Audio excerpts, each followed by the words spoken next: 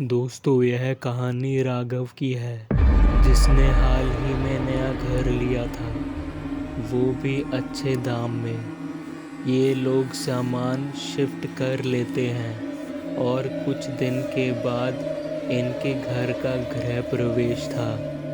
सारी तैयारियां हो गई थी।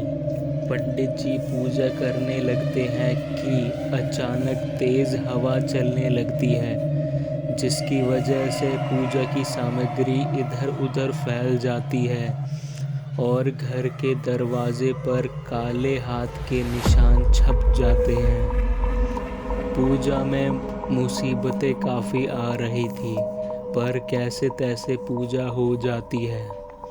अगले दिन से इस घर में किसी बिल्ली की आवाज़ आने लगती है। राघव पूरा घर छान मारता है, पर वो बिल्ली कहीं दिख नहीं रही थी। कुछ दिनों तक ऐसा ही चलता है। फिर एक दिन इन सब चीज़ों से तंग आकर राघव एक तांत्रिक के पास जाता है। फिर तांत्रिक ने जो कहा उसे सुनकर राघव दंग रह जाता है। तांत्रिक बताता है कि जहाँ तुम्हारा घर है, वहाँ कुछ साल पहले एक आदमी ने 3 औरतों को तड़पा कर मार डाला था और उसी ज़मीन के अंदर उन औरतों की लाश है। तुम जितनी जल्दी हो सके वो घर छोड़ दो और तुम्हारे साथ वो 3 औरतें हमेशा होती हैं, अदृश्य रूप में। हाँ, पर वो तुम्हें कभी भी दिखाई दे सकती हैं और तुम्हारे ऊपर हावी भी हो सकती हैं। राघव, तुम ये घर के ऊपर वाले फ्लोर पर ही रहना।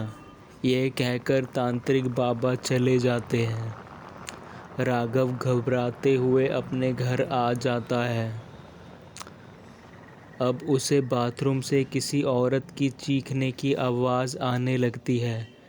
वो डरते हुए ऊपर वाले फ्लोर पर चला जाता है और अपने आप को एक कमरे के अंदर बंद कर लेता है। अब वो कैसे तैसे बिना सोए पूरी रात बिता देता है। रात के 3 बजे राघव के कमरे का गेट कोई खटखटाता है। राघव हैरान कि गेट कौन खटखटा रहा है। पूरे घर में बस मैं ही हूँ।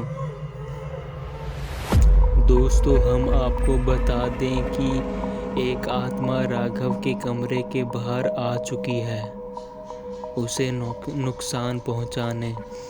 राघव दरवाज़ा नहीं खोलता है। अब गेट खटखटाने की आवाज़ आनी बंद हो जाती है। राघव पानी की बोतल उठाता है तो उसे बोतल में एक अजीब सी आकृति दिखाई देती है। राघव जोर से चिल्लाने लगता है। कमरे का दरवाज़ा अचानक टूट जाता है। एक परछाई कमरे में दाखिल होती है। वो राघव का हाथ पैर सुन करके उसे बुरी तरह मारती पीटती है। ठीक सुबह 5 बजे वो परछाई कहीं गायब हो जाती है।